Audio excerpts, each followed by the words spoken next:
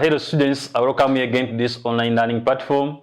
We are still in history, and then we are on Unit 5, Causes and Impact of Neocolonialism. So our lesson of today, we are going to look at the impact of neocolonialism. Impact of neocolonialism. Before we go to today's lesson, lesson 3, Impact of Neocolonialism, remember the previous lesson we had talked about manifestation of neocolonialism and then indicators of neocolonialism. We talk about manifestation. We looked at different ways how neocolonialism has been manifested, like through foreign aid. We looked at collaboration of the African elites with the superpowers. We talked about things concerning dependence on foreign aid, foreign currency, determining the value of the African currency, among others. Then also we looked at indicators of neocolonialism. We saw conditional aid to influence a country. We talked about dependence syndrome among African countries. We talked about imported education based on Western models, among others. So today, we're looking at impact of neocolonialism.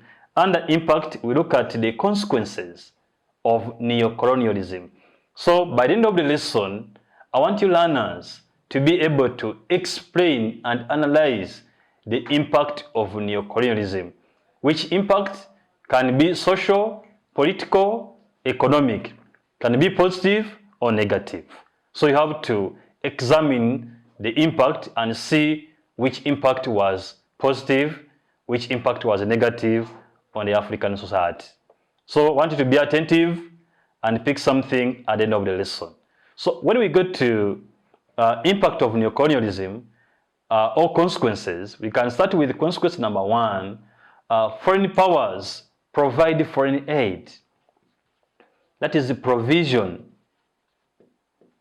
of foreign aid.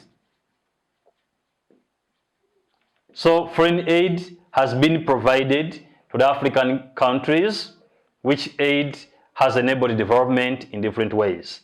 Then another point we can say, increase the commercial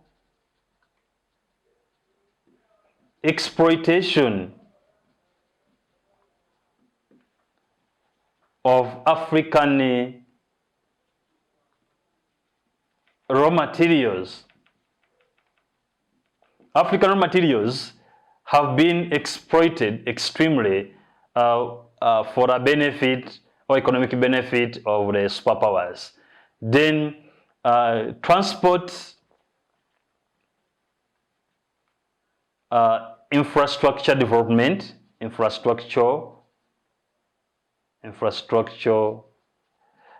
development. So transport has been developed, roads have been constructed by the money based from foreign aid. Then women emancipation, gender balance has been given a platform. Women they are no longer being enslaved, they're no longer in the kitchen. Now they also have a say. Today we have women in presidents, women in prime ministers, we have women ministers, we have today women, they are running homes in the absence of the men. Then another point we can say, it has resulted into democracy. Since the European powers, they try to influence African politics, so many of the African governments are running their governments democratically. So democracy has been manifested today. Then extended families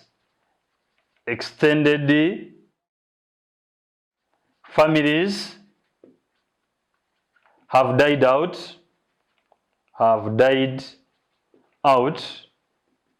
in favor of nuclear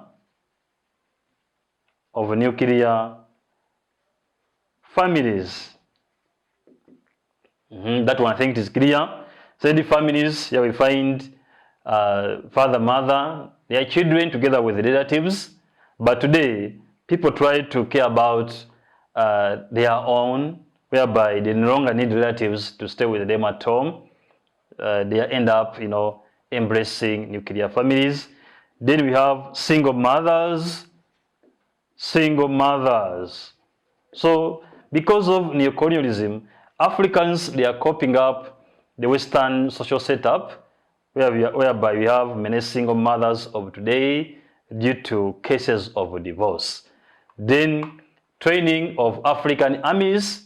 African armies are being trained by superpowers which have made Africa to be strong and leading to military coups which are so much rampant in Africa today. Then talk about the appearance of the phenomenon of children of single parents. We have talked about that one. Talk about also decline of the native language. Native languages declining in favor of foreign languages like English and French, which are so much dominant in Africa today. Then Christianity replaced the native African traditional religion. People, many of the Africans, they are Christians, which came as a result of neocolonialism.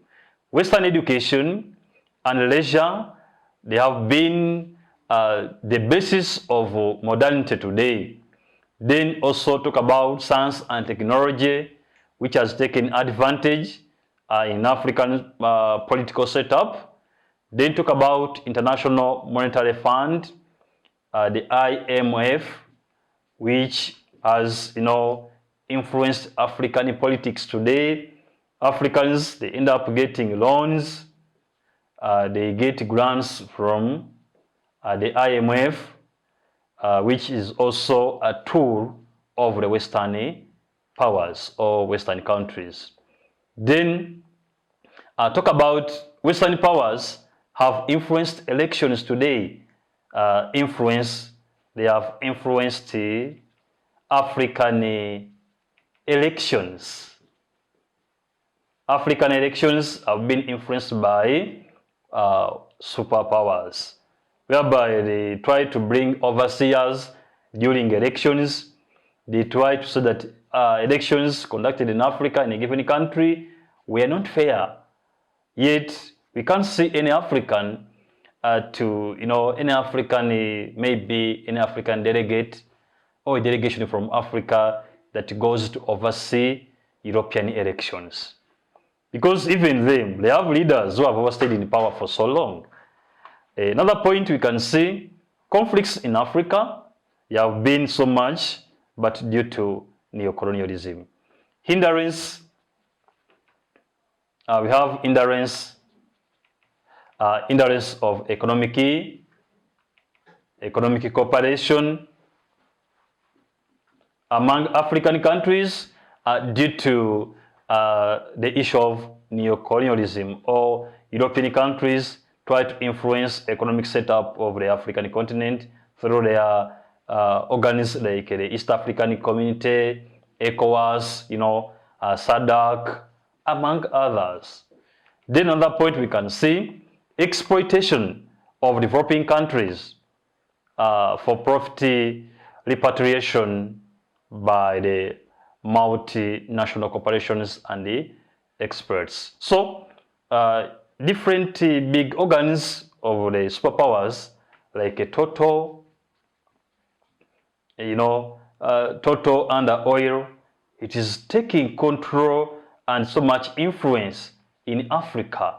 So this is also another consequence of neocolonialism. Then talk about dependence syndrome. Dependence syndrome, situation where African countries are still beggars from the former colonies, the former colonial masters. We cannot stand on our own. So the issue of self-reliance among Africans, it is still low. We still depend, everything that we need to have should come from the colonial powers.